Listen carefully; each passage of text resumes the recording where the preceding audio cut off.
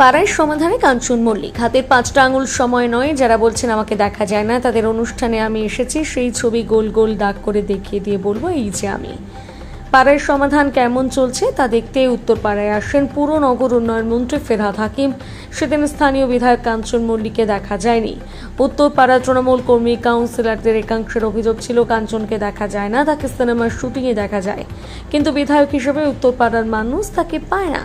প্রসঙ্গত কয়েকদিন আগে একটি সিনেমার শুটিংয়ে দেব মিঠুন চক্রবর্তীর সঙ্গে অভিনেতা কাঞ্চন উত্তরপাড়াতে এসেছিলেন।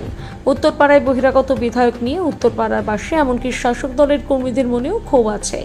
তাই উত্তরপাড়ার 20 নম্বর ওয়ার্ডে পাড়ায় সমাধানে এসে কাঞ্চন মল্লিক এদিন কি বললেন আপনাদের সামনে তুলে ধরছি। মানুষ তাদের আজকের সমস্ত সমস্যা নিয়ে আসবে, আমরা নথিভুক্ত করব, সমাধান সূত্র আপনারাই বার করবেন, যেটা সব থেকে আগে জরুরি। দেখা যাক যে আমাদের বেশি কী কী স্কেয়ারসিটি আছে এখানে, সেইটা কোনটা বেশি। আমি তো বিলের ভিত্তিতে আমরা রাস্তা, ড্রেন, এগুলো আলো, এগুলো তার মধ্যে আবার কোনটা বেশি সেটা আমাদের বেছে নিতে হবে। আমরা দেখে নিতে হবে যে কোনটা আগে করা দরকার, সেই অনুযায়ী কাজ হবে। 26শে বিধানসভা নির্বাচন, আপনার এই 4 বছর কেমন, উত্তরপাড়া মানুষকে কেমন লাগলো, ফিডব্যাক কি উত্তরপাড়ার? যেদিনকে আমি যেদিন চলে যাবো বিদায়ী সম্ভাষণে পুরোটা বলে দিই। উত্তরপাড়া মানুষকে আপনাকে আবার পাবে 26শে? আমি জানি না, সেটা আমাদের নেত্রী মমতা বন্দ্যোপাধ্যায়ের উপর আমাদের বিশ্বাস। তার আহ্বানে আমি এখানে এসেছি, তার আহ্বানে তিনি যা বলবেন তাই। দলের কেউ কেউ বিরাগ ভাজন হন আপনার উপর, আগের একটি কর্মসূচিতে আমরা লক্ষ্য করেছি কেউ কেউ বিরাগ ভাজন হয়েছেন, কিছু বলবেন? সাইজগুলো সমান নয়, সভাগুলো সমান নয়। আমি সবাইকেই শুভকামনা জানাবো।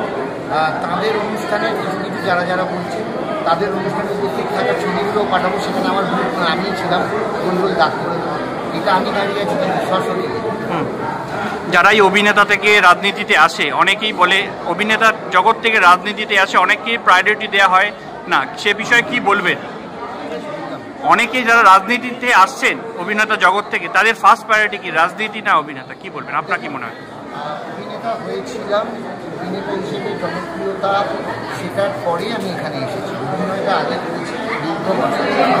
আমার অভিনয় জীবনে ক্যামেরার সামনে 30 বছর হবে 2026। তো এখানে 5 বছর, তার মানে 25 বছর আমি অভিনয় করেছি, সেটাকে তো আমি অস্বীকার করতে পারবো। শেষ প্রশ্ন, এই টিএন মুখার্জি রোড নিয়ে কিছু ভাবনা আছে আপনার? আমরা সবটাই নিয়ে ভাবছি। দেখুন, আর বর্ষা দেখেছেন তো, এবারের বর্ষাটা তো আমাদের হাতে নেই। হ্যাঁ, তৃণমূল বর্ষা করাচ্ছে না। তো আমার তো মনে হয় এবারে যা বর্ষা হচ্ছে সেটা বোধ হয় প্রায় 2 বছরের বর্ষা, বোধ হয় 1 বছরের বর্ষা।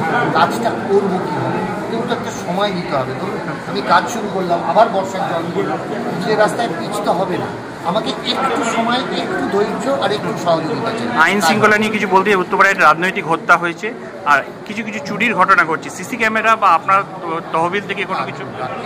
সব হত্যাকে রাজনৈতিক রং দিয়ে লাভ হবে না।